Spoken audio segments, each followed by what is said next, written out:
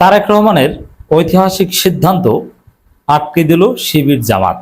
Basically শিবির শিবির কি পারে পুরো জাতি দেখলো, প্রমাণিত হলো। দর্শক, তারেক রহমানের খুব একটা খায়েশ অথবা চিন্তা, ব্যক্তিগতভাবে গবেষণা করে তার যে উপদেষ্টা রয়েছে আরো যারা আছে তাদের সাথে আলাপ আলোচনা করে ঠিক করেছিল যে দেশের যে অবস্থা, জ্বালানি নিরাপত্তা নিশ্চিত করার জন্য, জ্বালানি সংকট মোকাবেলা করার জন্য শিক্ষা প্রতিষ্ঠান 3 দিনের বেশি চালানো যাবে না, অনলাইন ক্লাস চালু করতে হবে। এ বিষয়ে সিদ্ধান্ত ফাইনাল হয়েছিল। এমনকি শিক্ষামন্ত্রীকে ডেকে বলে দিয়েছিল এবং শিক্ষামন্ত্রী পৃথিবীকে জানিয়ে দিয়েছিলেন যে বাংলাদেশে অনলাইন ক্লাসের যুগ ফিরে আসে। তেমন কাউকে প্রতিবাদ করতে দেখিনি, শুধুমাত্র শিবির সবচেয়ে জোরালো প্রতিবাদ করেছিল। শিবির তারেক রহমান, এটা কিন্তু সিদ্ধান্তটা ছিল তারেক রহমানের, নট মন্ত্রিপরিষদ কিংবা শিক্ষামন্ত্রীর। শিক্ষামন্ত্রীকে ডেকে তারেক রহমান প্রধানমন্ত্রী এটা বলে দিয়েছিলেন। পরে শিবির এটাকে হটকারী সিদ্ধান্ত বলেছিলেন, গণবিরোধী সিদ্ধান্ত বলেছিলেন, শিক্ষা ব্যবস্থা এবং শিক্ষার্থী ধ্বংস করার মতো বিধ্বংসী সিদ্ধান্ত বলেছিলেন শিবির বিবৃতি দিয়ে। এবং এটা করা যাবে না, শিবির এটা মানে না।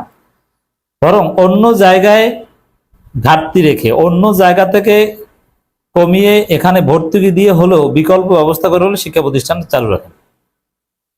এটা ছিল শিবিরের কথা। এবং জামাতও এই বিষয়ে একটা বিবৃতি দিয়েছিল, যদি জামাতের বিবৃতি চাইতে শিবিরের বিবৃতি ছিল যথেষ্ট কঠোর। জামাতও বলেছিল কোনো ধরনের যাচাই বাছাই ছাড়া অনলাইন ক্লাস নেওয়ার সিদ্ধান্ত এটা অযৌক্তিক এবং এটা করা যাবে না। তো দর্শক, কথা ছিল রবিবার, এই রবিবার বৃহস্পতিবারের আগেই ইঙ্গিত দিয়েছিল সরকার যে অনলাইন ক্লাস হবে, এবং বৃহস্পতিবার মন্ত্রিপরিষদের সিদ্ধান্ত নেওয়ার কথা গত বৃহস্পতিবার, কিন্তু হয়নি। পরে আজ রবিবার, আমি যখন এই কথা বলছি রবিবার চূড়ান্ত সিদ্ধান্ত হওয়ার কথা, কিন্তু শিবির এমনভাবে আঙ্গুল বাঁকা করেছে, জামাত এমনভাবে বিবৃতি দিয়েছে এবং জনগণ, অভিভাবকরা জামাত এবং শিবিরের এই বিবৃতিকে ব্যাপকভাবে এমনভাবে সমর্থন দিয়েছে যে এই সিদ্ধান্তই আটকে দিয়েছে সরকার, যে না, এখন রবিবার আমাদের সিদ্ধান্ত জানার কথা। এমনকি অনেক শিক্ষকরা অপেক্ষা ছিল যে রবিবার সিদ্ধান্ত জানিয়ে দিবে যে অনলাইন ক্লাসের কি হবে, কতদিন স্কুল খুলবে, কিন্তু রবিবার আর জানানো হলো না। শিক্ষামন্ত্রী বলছেন যে পরে জানাবো, কমপক্ষে 5 দিন আপনাদের অপেক্ষা করা লাগবে এটা জানতে। এর মানে শিবির বিরোধিতা করে তারেক রহমানের সিদ্ধান্ত আটকে দিয়েছে। এটা জনগণের বিজয়, এটা জামাত শিবিরের বিজয়।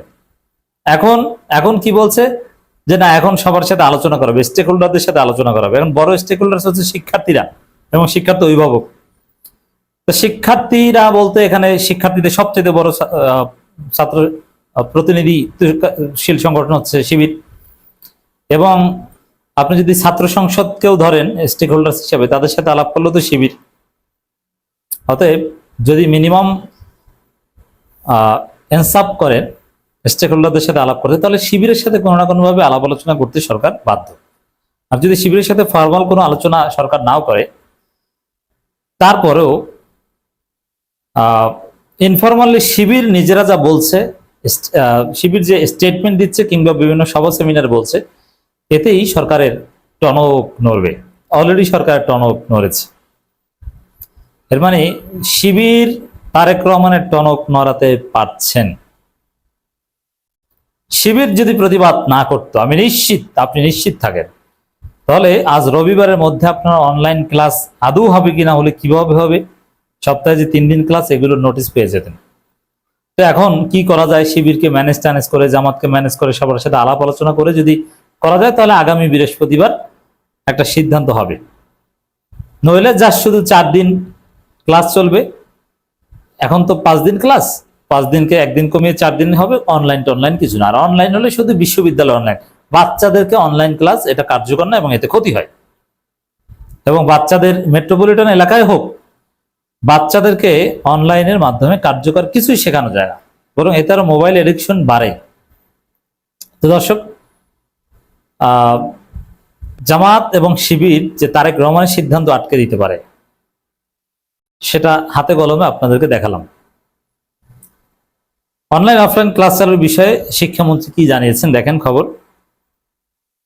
শিক্ষামন্ত্রী আ.ন.ম এহসানুল হক মিলন বলেছেন, মধ্যপ্রাচ্য যুদ্ধ পরিস্থিতিতে বৈশ্বিক জ্বালানি সংকটের কারণে দেশের শিক্ষা প্রতিষ্ঠানে অনলাইন ক্লাসের বিষয়ে চূড়ান্ত কোনো সিদ্ধান্ত হয়নি।